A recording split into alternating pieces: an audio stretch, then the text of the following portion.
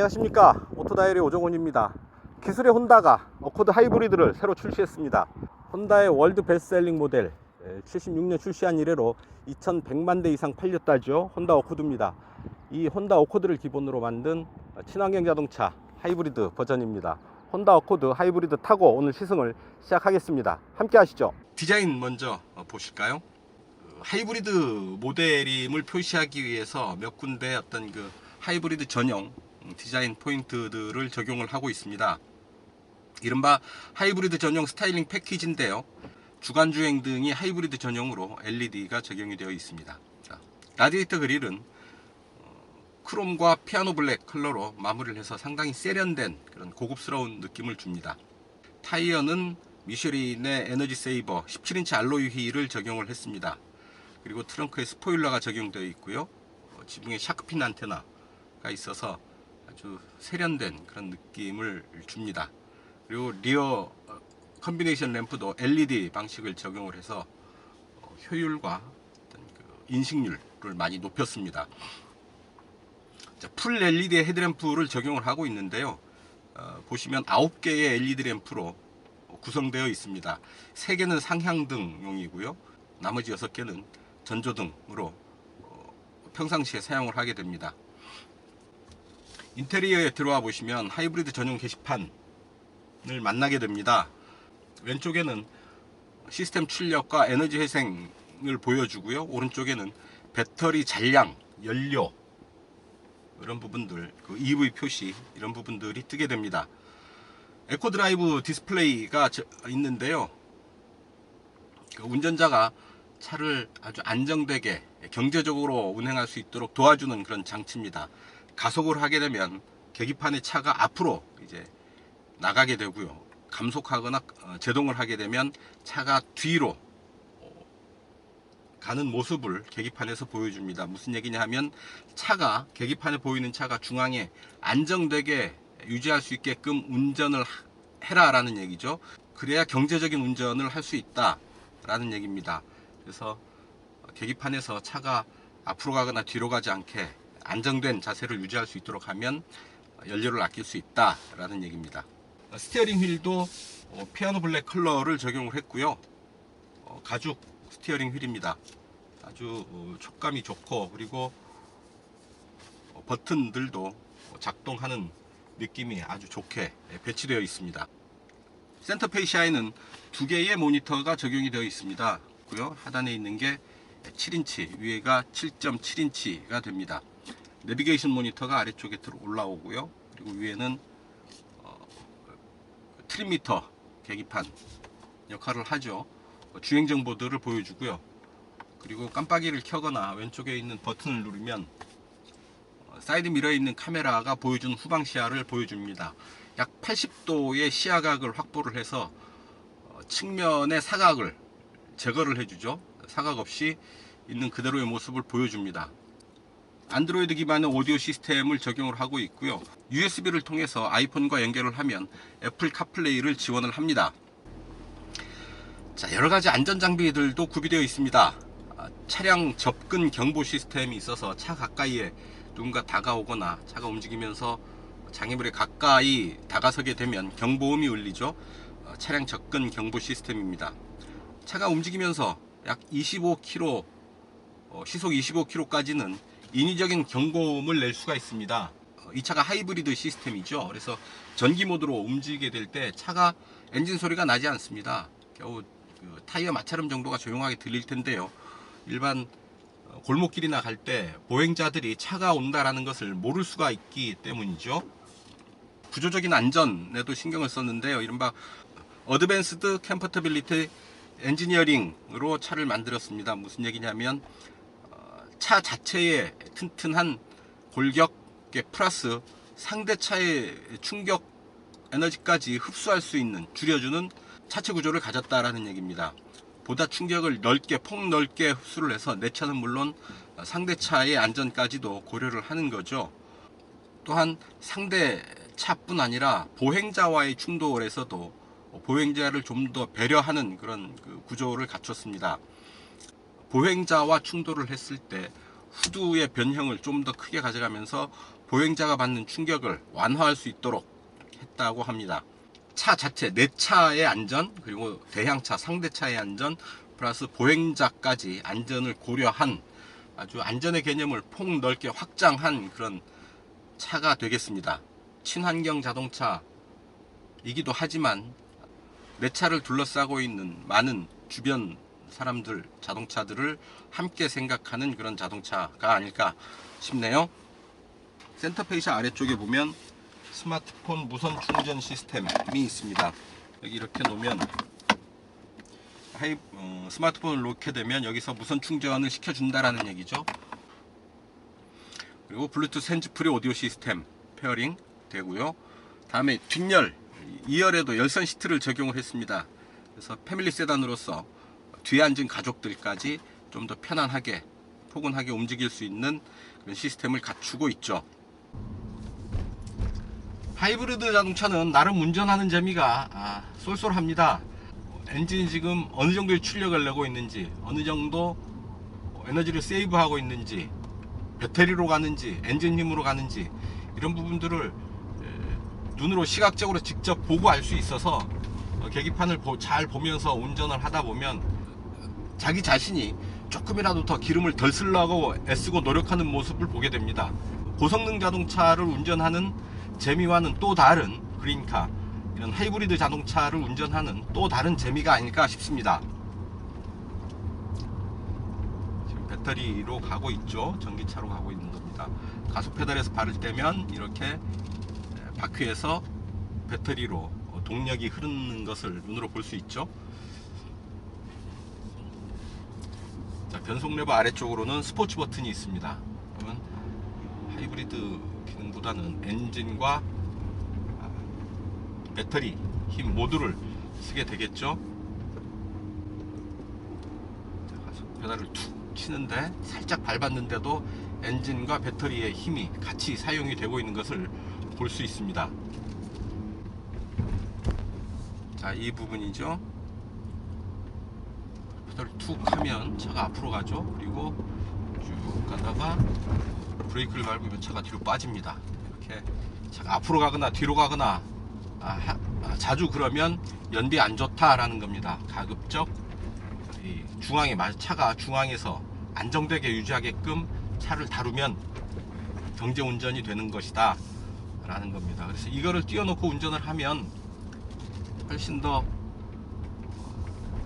조심스럽게 차를 다룰 수 있지 않을까. 그래서 연비를 아끼는 것은 물론이고요, 차의 움직임도 훨씬 안정돼서 훨씬 편안한 주행을 하는 효과까지 거둘 수 있겠다 싶습니다.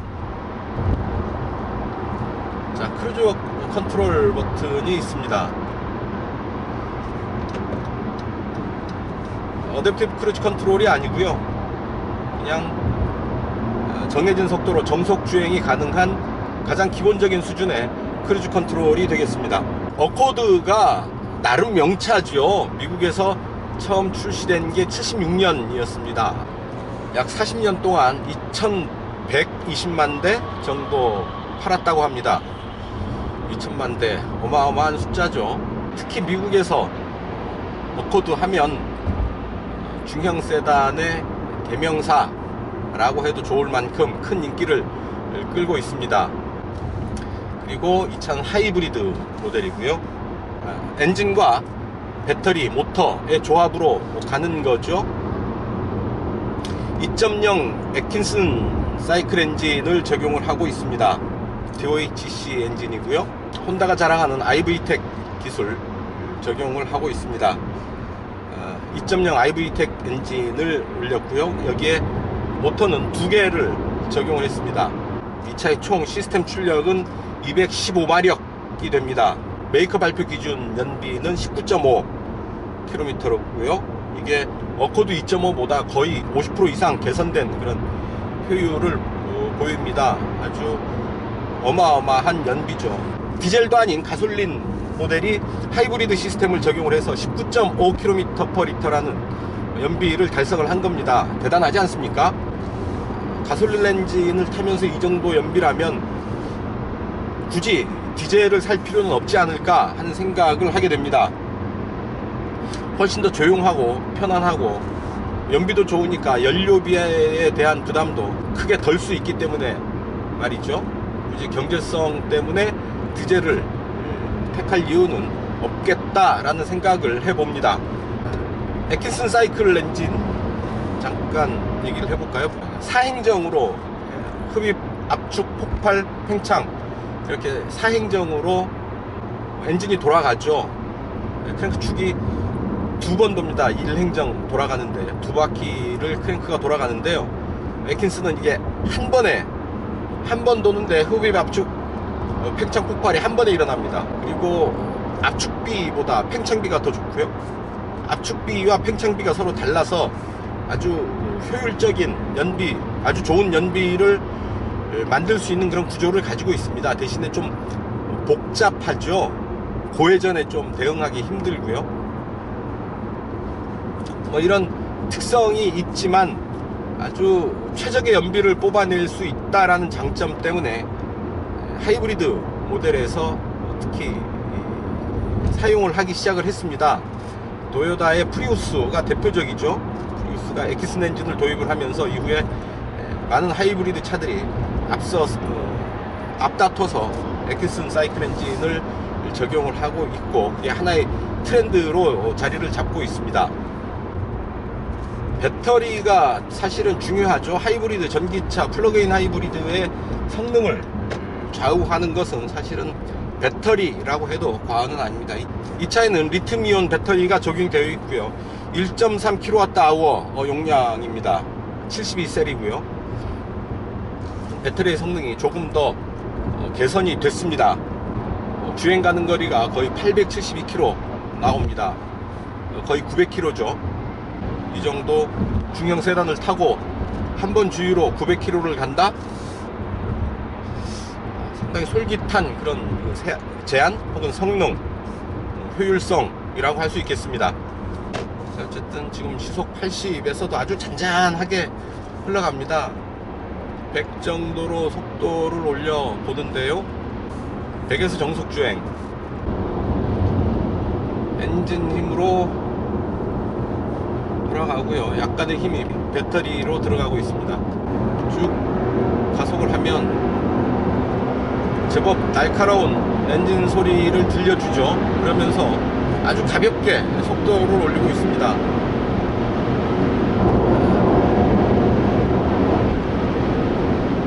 아주 고속으로 달려가면서도요, 그렇게 부담이 없네요. 자, 공차 중량 1605kg입니다. 제가 탔으니까 거의 뭐 1700 가까이 되겠죠. 그 무게를 가지고 움직이는 게 상당히 경쾌하고 빠른 움직임을 보입니다. 하이브리드 자동차지만 좀 급할 때 혹은 필요할 때 강하게 이 차를 드라이브를 걸어도 충분히 대응하겠다 하는 생각이 듭니다. 되게 하이브리드 자동차 하면 어딘가 좀 허약하고 약하고 비실될 것 같은 그런 이미지가 있죠. 있습니다. 하지만 이 차 딜코드 하이브리드는 마음 먹고 달린다? 달리지 뭐. 기꺼이 속도를 내주는 모습을 보여줍니다. 아주 고속에서는 차가 살짝 흔들리는, 노면을 따라서 살짝 흔들리는 그런 느낌을 주기는 하지만 불안하거나 컨트롤하는데, 차를 제어하는데 문제가 될 정도는 아니다 라는 겁니다. 진폭 감응 댐퍼를 적용을 했다라고 하네요. 서스펜션의 움직임을 적절히 제어한다 라는 정도로 이해할 수 있지 않을까 싶습니다. 2.0 엔진의 출력은, 두 개의 모터 출력은 184마력입니다. 엔진보다 모터의 힘이 더 크다라는 얘기죠. 이 차 엔진은 물론 구동에도 직접 관여를 하지만 배터리에 전기를 충전하는 용도로도 아주 잘 작동을 합니다. 엔진 직결 클러치 기능이 있습니다. 이제 고속 크루징일 때 엔진이 직결되는 겁니다. 모터와 배터리를 배제하고요, 엔진의 동력이 직접 바퀴로 연결이 되는 거죠. 모터와 배터리는 배제가 됩니다. 자, 지금 약 시속 100 정도의 속도로 쭉 크루징을 하고 있죠.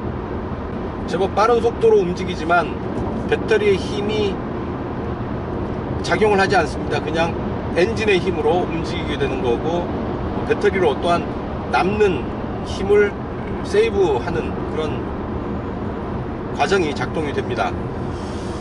일렉트릭 서버 브레이크도 있습니다. 제동을 할 때 전자 제어로 제동력을 조금 더 보태주는 그런 기능입니다. 그리고 변속 레버에 B 레인지가 있는데요, D 아래 B 레인지가 있습니다. 회생 제동을 좀 더 많이 해주는, 그래서 엔진 브레이크 효과를 기대할 수 있는 그런 레인지입니다. 내리막길에서 B 레인지에 놓게 되면 좀 더 강한 그 엔진 브레이크의 느낌을 받게 되고요, 고속주행 중에서 가속 페달을 해서 발을 빼고 B 레인지를 택하게 되면 좀 더 강한 제동력, 제동감을 느끼게 됩니다. 그 강한 제동감을 통해서 배터리로 들어가는 에너지의 양을 좀 더 늘릴 수 있겠죠. 액티브 노이즈 컨트롤이 있죠. 속도를 좀 올려서 달리는데도 실내로 들어오는 소리들이 그렇게 많지 않습니다. 조용한 편인데요, 바로 액티브 노이즈 컨트롤의 역할이 있지 않을까 싶습니다. 실내로 들어온 잡음, 이런 소리에 스피커를 통해서 반대되는 소리를 내줘서 그 소리를 덮어버리는 거죠. 소리를 잡아버리는, 덮어버리는 이른바 EJ의 기술을 보여주는 겁니다. 거기에 더해서 액티브 사운드 시스템, 엔진 사운드를 좀 더 듣기 좋게 만져주는 그런 시스템까지 더해서 실내에서 조용하고 편안한 느낌 플러스 가속 시에 들리는 엔진 사운드는 좀 더 듣기 좋은 그런 소리를 만날 수 있습니다. 레인워치 모니터 카메라와 작동을 해서 우측 후방 시야를 보여주는 겁니다. 이렇게 방향지 시등을 넣으면 우측 차선의 후방 시야를 이렇게 모니터로 보여줍니다. 사각지대를 없앨 수 있죠. 완전하게 우측 후방 시야를 확보할 수가 있습니다. 서스펜션은 그렇게 딱딱한 편이 아닙니다. 약간의 마진, 여유를 가지고 있고요, 하드한 서스펜션이 아니라 약간의 여유를 가진 서스펜션임을 느낄 수 있습니다. 약간 소프트한 승차감을 기대할 수 있는 그런 부분이죠. 자, 이 차의 주행 성능 진짜 아주 무난합니다. 편안하게 이 차를 다루면 좋을 듯 하고요. 물론 어딘가에 급한 일이 있어 빨리 가야 되겠다, 속도를 좀 내야 되겠다, 충분히 얼마든지 내셔도 됩니다. 원하는 만큼 이 차가 대응을 하고요. 아주 고속에서 약간의 차에 불안정한 흔들림이 있습니다만, 불안정하다고 해서 문제가 되는 게 아니라 그런 정도의 이를 만큼 속도를 낼 수 있다라는 얘기죠. 아주 고속주행까지 훌륭히 잘 소화해내고 있습니다. 게다가 가솔린 엔진으로서는 기대하기 힘든 수준의 연비를 가솔린 엔진 플러스 모터의 하이브리드 조합으로 훌륭하게 구현을 해내고 있고요. 타이어가 225 50117 미쉐린 에너지 세이버 타이어입니다. 아주 하이브리드에 최적화한 그런 타이어라고 할 수 있죠. 50 시리즈의 17인치 타이어. 전체적으로 차의 느낌이 차분하고 안정되어 있습니다. 시속 한 120km까지는 그렇습니다. 그 이상 고속으로 가게 되면 아무래도 바람 소리가 좀 들리고요, 또 속도를 극한적으로 끌어올리게 되면 노면 상태에 따라서 좀 흔들리는 모습도 보이긴 하지만, 고속주행이 아닌 상태에서는 아주 편안하고 안정된 자세를 보입니다. 지금 속도가 시속 90km입니다. 이렇게 조용할 수 있을까요? 바람 소리는 전혀 없고요, 노면 구르는 타이어 소리 정도 들어오는데, 이 소리가 아마 적당한 바람 소리가 들어왔을 수준이라고 한다면 이런 잡소리들도 상대적으로 적게 들렸을 텐데 말이죠.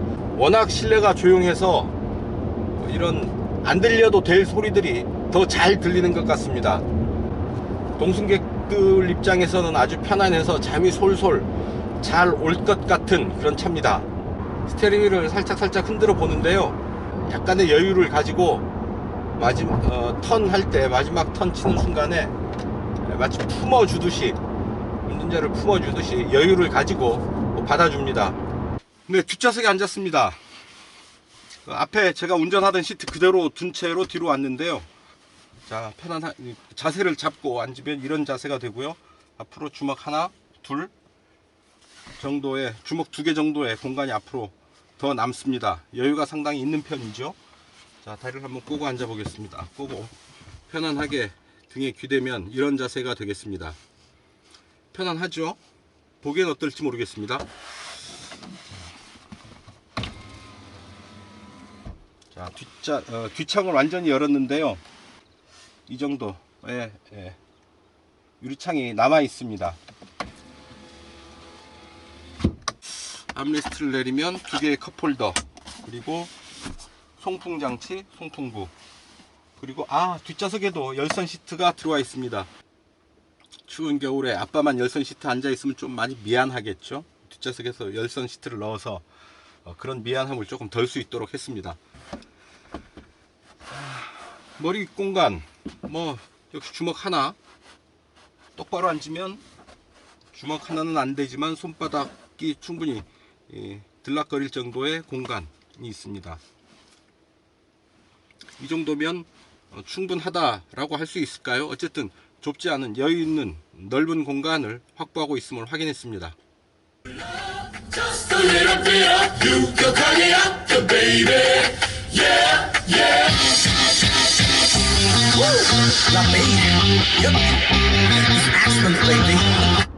자, 이런 정도의 박력 있는 오디오, 질감 있는 소리를 들을 수 있습니다. 이 정도면 충분하다고 볼 수 있지 않을까요? 짧은 코너인데요, 들어가 보도록 하겠습니다. 자, 속도를 쭉 올렸다가 초입에서 브레이크 없이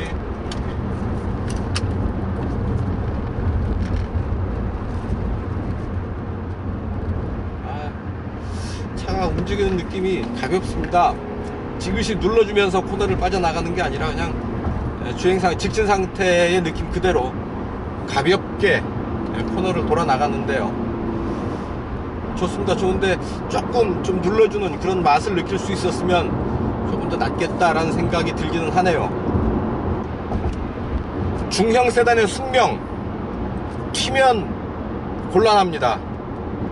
아주 강한 개성, 물론 좋겠지만 중형 세단에서는 피해야 되는 요소이기도 합니다. 디자인도 그렇고요, 성능 면에서도 그렇습니다. 무슨 얘기냐, 중형 세단의 가장 큰 용도, 쓰임새는 아마도 패밀리 세단일 것입니다. 가족용 세단, 가족용 자동차다 라는 얘기죠. 운전자, 오너 혼자 즐기려고 타는 차가 아니라 온 가족이 함께 타고 이동하고 즐기고 하는 그런 자동차라야 된다라는 얘기죠. 그렇다면 중형 자동차의 덕목 무엇이 있을까요? 성능보다는 기능, 편의, 그리고 공간, 이런 부분들이 조금 더 중요하지 않을까 싶습니다.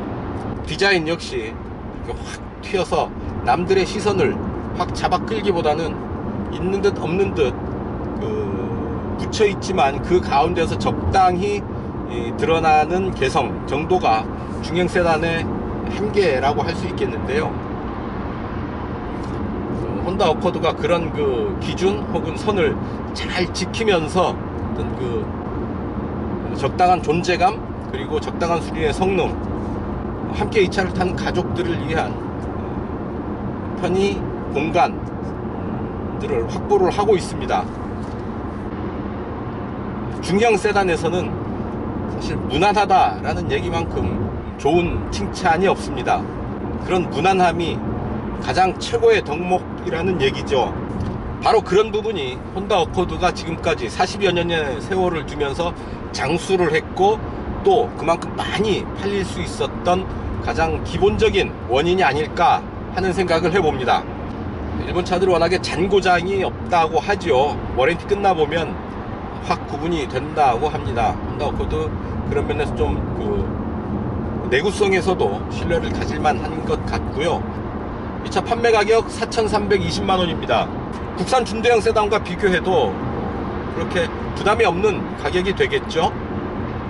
하이브리드 차는 또 시내 주행에 유리합니다. 막히는 시내에서 좀 더 나은 연비를 확보를 할 수가 있습니다. 가다서다를 반복하는 구간에서 브레이크를 자주 밟게 되죠.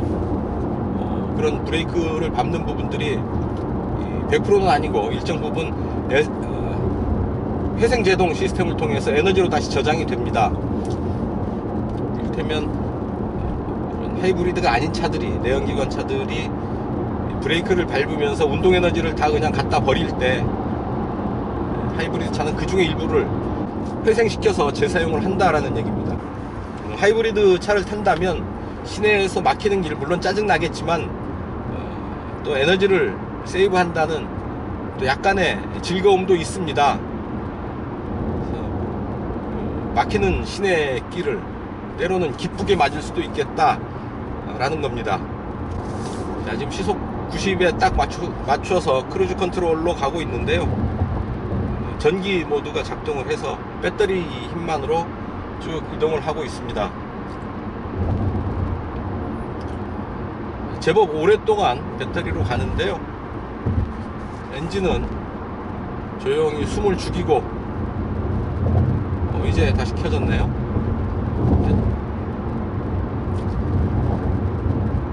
EV 모드를 선택을 하면 엔진은 조용히 숨죽이고 있는 경우들이 왕왕 생깁니다.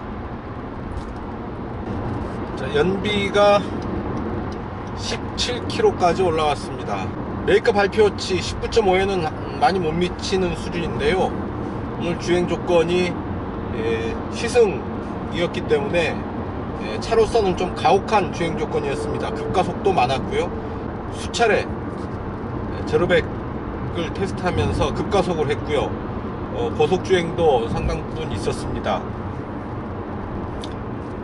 촬영을 위해서 차 세워 있는 동안 시동을 끄지 않았던 경우도 있었고요. 어쨌든 이래저래 연료를 좀 많이 소모할 수밖에 없었던 주행 환경이었음에도 불구하고 17.2km의 연비를 보여주고 있습니다. 실연비죠. 그래서 적어도 이 정도 이상의 연비를 확보할 수 있겠다라는 의미로 받아들일 수 있지 않을까 싶습니다. 일반 운전자들이 평상시의 주행 상태로 운전을 한다면 이 정도 최소한 17 이상의 연비를 확보할 수는 있겠다라는 얘기죠. 이제 잘 차를 다루면 20 전후의 연비를 확보할 수도 있지 않을까 하는 생각을 하게 됩니다. 특히 하이브리드는 유리한 게 시내 교통체증 구간에서도 연비가 그렇게 심하게 떨어지지가 않습니다.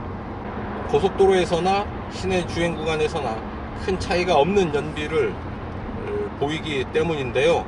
그렇게 험하게 주행을 했음에도 불구하고, 그리고 이렇게 큰 덩치를 가진 중형 세단임에도 불구하고, 가솔린 엔진임에도 불구하고 이 정도의 연비를 실제로 보여준다라는 건 상당히 놀라운 수준이라 하겠습니다.